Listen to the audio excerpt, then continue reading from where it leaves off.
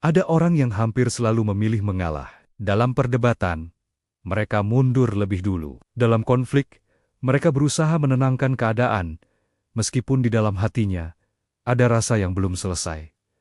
Dari luar, mereka sering disebut orang baik, orang yang dewasa, orang yang tidak suka ribut. Namun di balik sikap itu, ada kelelahan yang jarang terlihat dan jarang diakui. Sebagian orang menjadi terlalu sering mengalah karena pola yang terbentuk sejak kecil. Mereka tumbuh di lingkungan yang mengajarkan bahwa kedamaian lebih penting daripada kejujuran perasaan. Mereka belajar bahwa membantah dianggap tidak sopan, menyampaikan ketidaksetujuan dianggap merepotkan, dan menunjukkan emosi dianggap mengganggu. Maka mereka menekan apa yang dirasakan demi menjaga suasana tetap tenang. Lama-kelamaan, mengalah bukan lagi pilihan, melainkan cara bertahan. Ada juga orang yang selalu mengalah karena takut ditinggalkan. Mereka memiliki keyakinan bahwa hubungan hanya bisa bertahan jika mereka menyenangkan orang lain. Mereka takut jika bersikap tegas, orang akan menjauh. Takut jika berkata jujur, mereka akan kehilangan tempat. Maka setiap konflik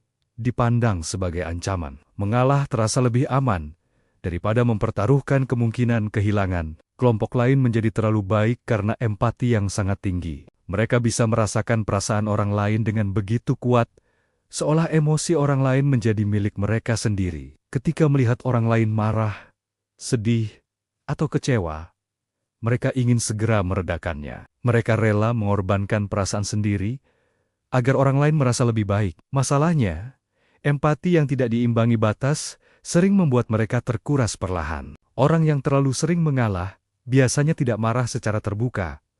Namun, emosi itu tidak hilang. Ia tersimpan di dalam tubuh dan pikiran. Ia berubah menjadi kelelahan, kehilangan semangat, atau rasa hampa yang sulit dijelaskan. Mereka tetap tersenyum, tetap membantu, tetap hadir, tetapi ada bagian dari diri mereka yang perlahan memudar. Mengalah terus-menerus juga membuat seseorang kehilangan koneksi dengan dirinya sendiri. Mereka menjadi ahli membaca kebutuhan orang lain, tetapi lupa mendengarkan kebutuhan sendiri. Mereka tahu kapan harus diam agar situasi aman, tetapi tidak tahu lagi apa yang sebenarnya mereka inginkan. Dalam jangka panjang, ini bisa membuat seseorang merasa tidak terlihat, meskipun selalu ada di mana-mana. Kebaikan pada dasarnya adalah hal yang indah. Dunia memang membutuhkan orang-orang yang peduli, pengertian, dan penuh empati. Namun, kebaikan yang sehat tidak menuntut seseorang untuk menghilang. Ketika kebaikan membuatmu terus menekan diri,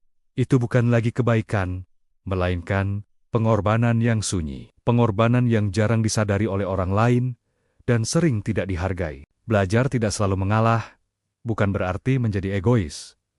Itu berarti memberi ruang bagi diri sendiri untuk jujur. Batas bukan tembok yang memisahkan, melainkan garis yang menjaga agar hubungan tetap sehat. Ketika seseorang berani menyampaikan perasaan dengan tenang dan jujur, ia sedang menghormati dirinya sekaligus orang lain.